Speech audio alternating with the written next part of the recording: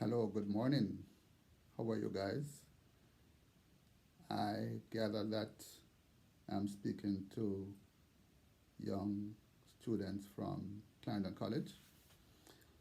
Well, I want to encourage you as much as I can as a medical doctor to engage in what has been one of the most rewarding aspects of my life, and that is reading. But first of all, I want to chastise Clarendon College for daring to beat Jamaica College a couple of years ago during the Oliver Cup football finals. Most of you would know by now that Jamaica College is really a football club, Jamaica College, having won Manning Cup so many times. So I am still distressed that CC beat JC during the Oliver Cup finals some years ago, but I'll forgive you. So reading, as you can see in the background, I'm in my library and there are a stack of books behind me. And I started reading from a very early age. Both of my parents were teachers. My father's family, all 12 of them became teachers and principals and education officers. And my mother was also a teacher. So I grew up in a house where reading became natural. And one of the books that I remember very fondly was a book about a boy who took, well, I suppose at the time it's tantamount or equivalent to what you're all doing now in the virtual world. He would travel across the entire world by reading about different countries. And I remember there was one section where he went to Argentina on the Pampas and read about the cattle there because Argentina is a beef producing country.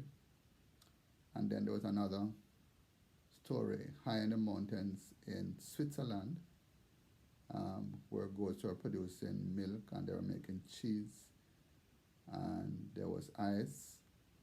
And then in the plains of Africa, I think it was at the time was the Serengeti, perhaps in Kenya. There was another story out of Europe, I think, somewhere in Holland. But it's a marvelous book and it took you all over the world. And I've always remembered that. What I also remember was when I went to Jamaica College in first form, there was a very bright student. I think his father or grandparents came from Upper Clarendon. His name was Mills. His father was our grandfather was a permanent secretary in the Ministry of Foreign Affairs. And he wrote a book actually called Grist for the Mills, which I have in my library. And it documents the life of the people in Northern Clarendon and compared them with the people in Southern Clarendon. It's quite a difference. It's an interesting book, and if any of you older ones would like to read it, I'm sure Amazon has it. So it's a book about Clarendon, actually. And he wrote an essay about going to the movies. Now, it's not like in today's world where you flick a switch and you're on Netflix or Amazon Prime or Hulu. This was going to like Carib or in those days Odeon. And it was so vivid that he got 10 out of 10 for the submission of his report. So from those days I always liked reading. And many of you would know by now that being a doctor, you have to be reading all day long. You have to be upgrading your skills. And medical school is just one section of reading after another. It's a huge amount of information to process, to retain, and to use in the proper treatment of your patients. So the first couple of years you have to go through anatomy. And you have to read about every single bone and blood vessel and muscle and nerve and all the organs and how they're situated one to another as if you're a surgeon.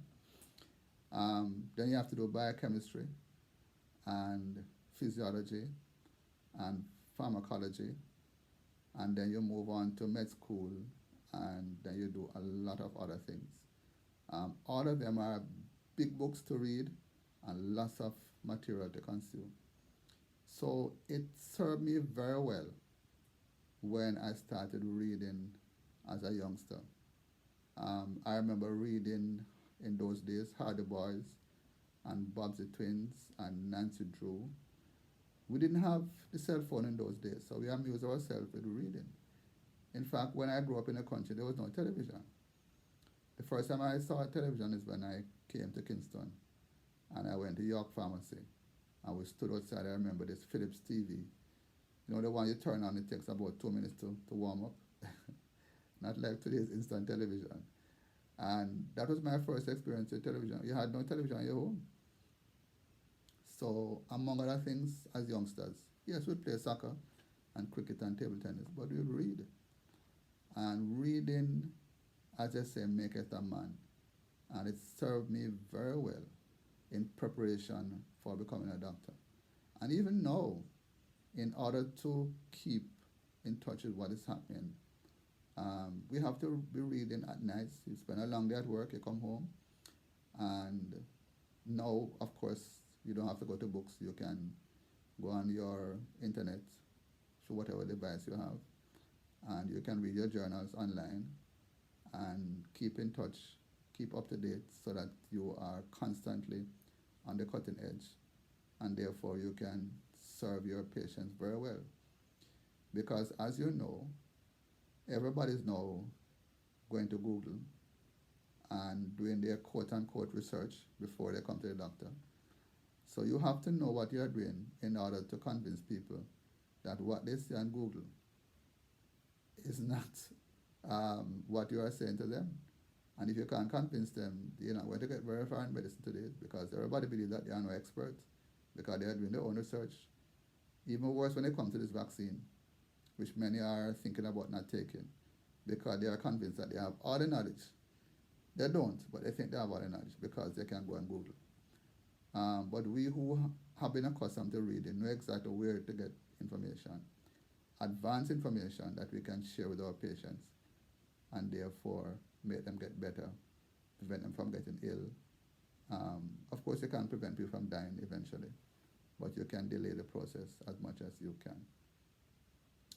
So that's my 2 cents worth about reading. Want to encourage you to read. Want to encourage you to spend time reading. And of course, as a Christian doctor, I could not leave without recommending that you spend time reading the Bible, the Word of God, which sustains you and points you in the right direction for young people to grow up and to avoid evil and to make a good contribution to your country. Have a good week. Again, thanks so much for the opportunity to speak to you.